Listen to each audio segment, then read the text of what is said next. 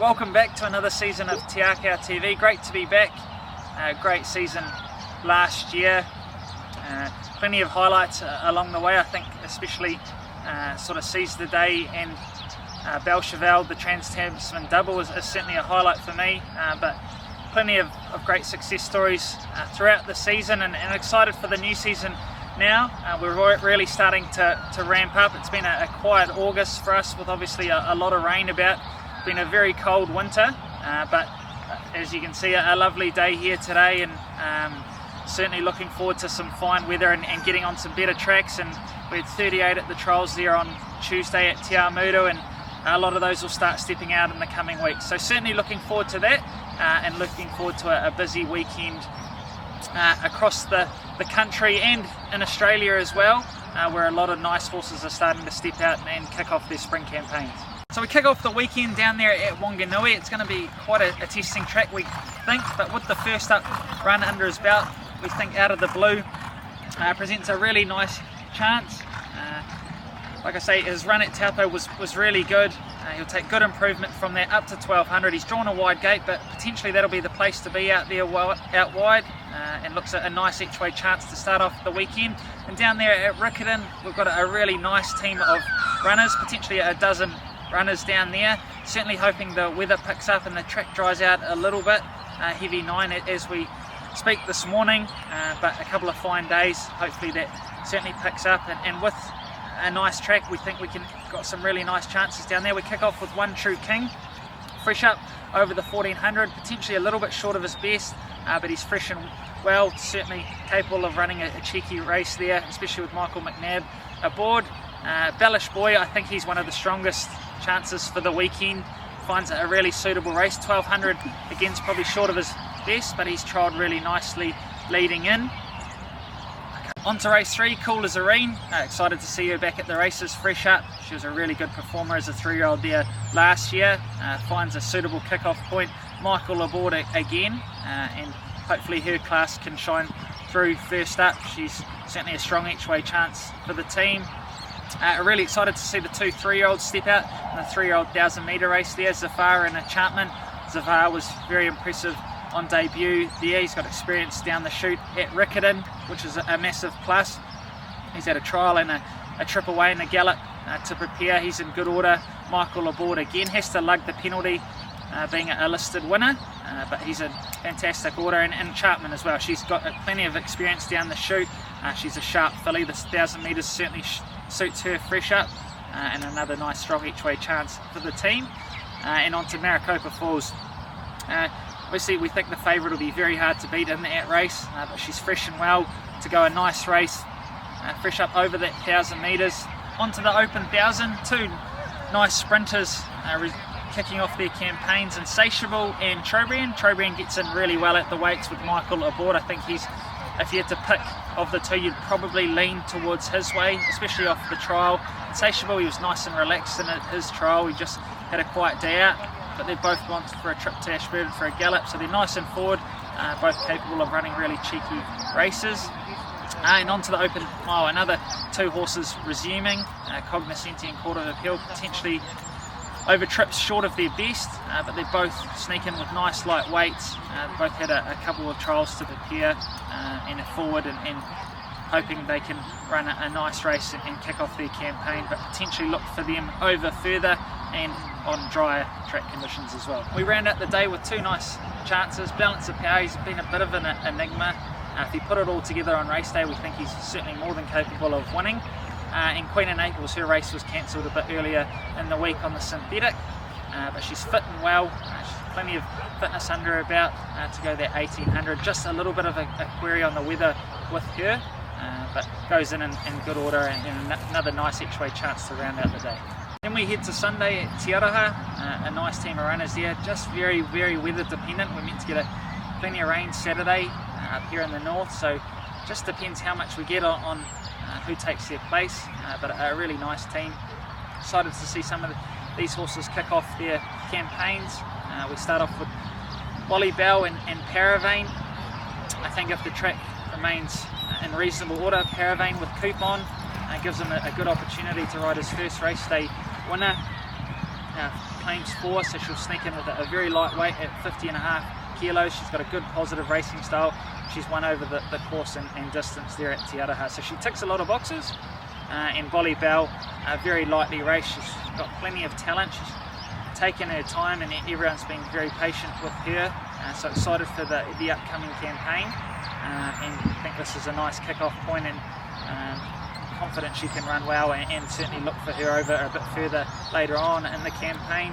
Exterior, a really nice filly by El Manzoor. She's trialled really nicely leading in, kicking off over the 1400. Again, wouldn't want it too heavy, so we'll just be guided by the weather, but confident she can run well on debut, and really look for her later in the season. And we round out the day with She Suits Herself and Uptown in the 65-14. Rain certainly won't worry She Suits Herself. She's had a couple of trials to prepare. Again, looking for further, but a nice kick-off point. She's run well at Tiaraa, and certainly has a preference for right-handed, as does Uptown. She had a frustrating 3-year-old campaign. She certainly glad to get that win with her. She just had a couple of setbacks and things. Things certainly didn't go her way, so it's been a sort of a long road to get her back to the races, but great to see her potentially back out there on Sunday. And if the track isn't too bad, expect her to run a cheeky race fresh, and another that you can expect to sort of follow as we get her up and trip as the season progresses. So nice team at Tiaraa. Best bet time, I'm going to go with Bellish Boy down at Riccarton. I think he's trialled nicely heading in. You got a best bet for the team? Yeah, my best bet this weekend is She Suits Herself in the last at Tiaraa on Sunday. The rain's coming, so hopefully be a chance. Hey guys, welcome back to another season of Akau TV, and we're just here with Gigi's Miss Truth, who, as we reflect on the year that's been, was probably certainly my highlight. I'd probably say the whole team's highlight, really. Winning the Group 1 Sangster in Adelaide. She's also been quiet and came a long way in the year she spent with us, and look forward to the new season with her. She'll head to the Moya Stakes in 8 days' time next week, Group 1, and we'll try and win another Group 1 with her, so she was certainly my highlight anyway. Amongst others, we obviously had Belle, Cheval, who came across from the New Zealand team. It was certainly their win, but we'll share that together. It was great to see that day, and we obviously started the season with a bang as well last year with Leaderboard winning the Grand National and trifecta in that race, so that was certainly a highlight. And yeah, hopefully this girl can provide some more highlights for the season ahead.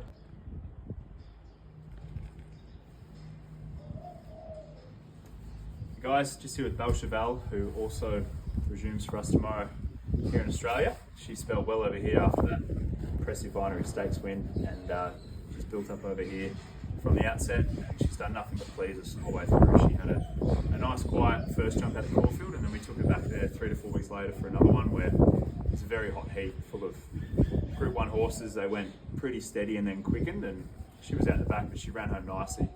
She wasn't far off treasure at the moment, so she heads to the Courts Stakes tomorrow, a race we've won before with Quintessa. So she's going to carry the 60 kilos as well, Belle Cheval, which is going to be a hard task first up. She's up against a mare in form called Shadavar of Tom Davennick's stable, who's going really well. And we meet Salty Pearl again, who she beat in the binary. So competitive field, she's going to get a soft track, which she loves.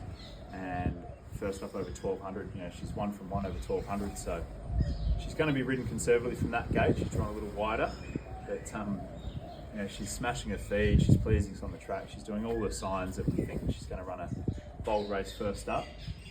She's a filly with a lot of sass, but they're going to run along, and hopefully her quality, which we saw against Well Written and in the binary, can show up. And Group 1 mare, she deserves the 60 kilos, and I think she can certainly make that step up this spring to Group 1 races like the Rupert Clark and the Tiaraa. If a race like this, she can hopefully go close in first up. Training top 3 will be happy if she's winning. She's a good each way chance at that.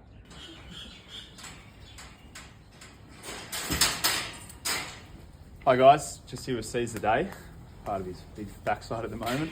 Just got Laura here doing his main, who rides him in track work. He's hoeing into his feed. He's settled into Australian life really, really well. We can't wait for him to kick off tomorrow in race 5.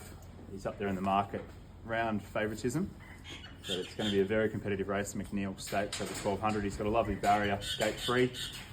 Blake Shin jumped him out at Caulfield about a week and a half ago and had a lovely morning out. He travelled pine in hand and basically just cruised away from the field that he was against. He's got lots of improvement, he's got a lot of condition, his coat's still coming, but couldn't be happy with the way he's built up. His jump outs have been lovely. He's been really good in his work at home, and it's going to be a fair jump from the Group 1 winning in New Zealand to a good quality of race here in Australia, but I think he can make the step up. He's a quality colt. He's got lots of upside. We're looking forward to him hopefully getting out to a mile and potentially being a Caulfield Guineas horse. So Laura's just tidying up his mane here at the moment and making sure he looks prim and proper for the races. But no, we couldn't be happier with him. And Laura, you've been happy with him in his slow work this week, haven't you? Yeah, I have actually. Yeah, he's moving well, guys, on the track. So yeah, hoping for a really bold and brave run on Saturday. Looking forward to it, guys. Hopefully he can announce himself a proper colt on Saturday.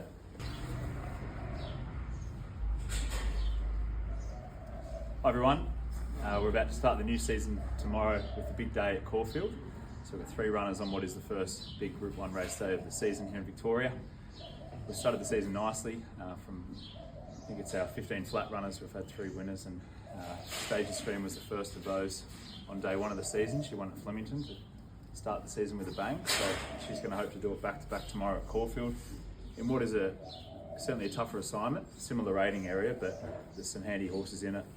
She's about $14 in the market, which is certainly longer than what she should be. She's a filly in form. She looks a picture of health. It's almost as though she's in the middle of summer. Her coat's so good. She's as happy and healthy as we've ever had her, and there was proof in the pudding there at Flemington that day where we thought the same going into that run, and she won at about $8. So the market seems to work around her. She's going to get a lovely run from barrier 2, probably just perched up behind the speed, similar to last start. And if the gap comes at the right time, Caulfield, typically this meeting each year can play a little bit leaders favourable. So if she can sit there in behind the speed, she's going to get every chance if the gap comes. And Logan Bates on her knows her so well. So she's certainly a very good each way and winning chance at that. At $14, you'd certainly have a nibble at that, but yeah, she's flying home.